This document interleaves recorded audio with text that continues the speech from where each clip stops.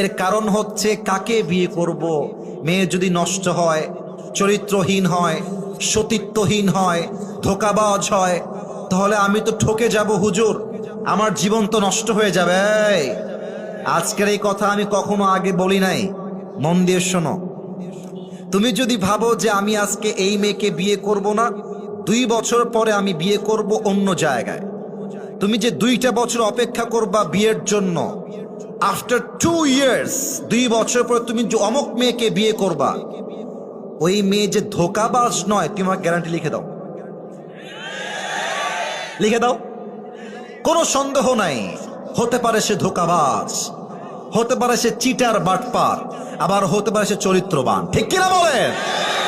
তো এখন তুমি দেখো, তুমি যদি এখন বিয়ে করো অথবা পরে বিয়ে করো, তুমি জিততেও পারো, ঠকতেও পারো, 2টার সম্ভাবনা আজীবন থাকবে। কিন্তু একটু বুঝে শোনো, তুমি যদি 2টা বছর বিয়েকে আটকে দাও, 1টা বছর বিয়েকে আটকে দাও, শুধুমাত্র ধোঁকা খাওয়ার ভয়ে, শুধুমাত্র নষ্ট মেয়ে বিয়ে করবা কিনা সেই ভয়ে, বেটা তুমি যে 2টা বছর বিয়ে ছাড়া থাকলা, তোমার চোখের যে গুনাহ হলো, তোমার যৌবনের যে গুনাহ হলো, তুমি যে পর্নোগ্রাফি দেখলা, হিন্দি গান দেখলা, রাস্তায় গায়রে মাহরামকে চোখ তুলে দেখলা, এটার বিচার তোমার কে করবে বলো? বলো, এটার তো বিচার বড্ড ভয়ঙ্কর হবে। অতএব কথা একটা, ধোঁকা দিলে দিক, ডাজন্ট ম্যাটার। আমি মরদ মানুষটার ধোঁকাকে ভয় পাই না যুবক ভাইরা, ঠিক কি না?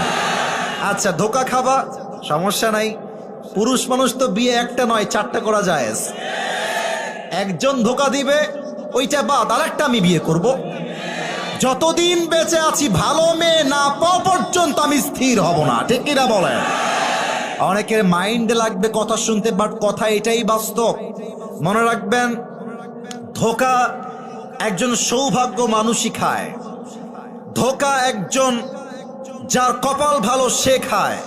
কারণ ধোঁকা হচ্ছে আল্লাহর পক্ষ থেকে বিশাল বড় নিয়ামত, এই জন্য কারণ ধোঁকার দ্বারাই আমরা বুঝতে পারি একমাত্র আল্লাহ ছাড়া আমাকে ভালো আর কেউ বাসতে পারে না।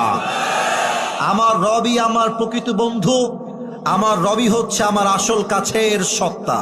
অতএব ধোঁকা খেয়ে যাব, মেয়ে খারাপ হবে, না না না এখন বিয়ে করব না, আরো সময়, আরো 2 বছর, আরো 1 মাস, বেটা যত সিঙ্গেল থাকবা হায়াত নষ্ট হবে তোমার।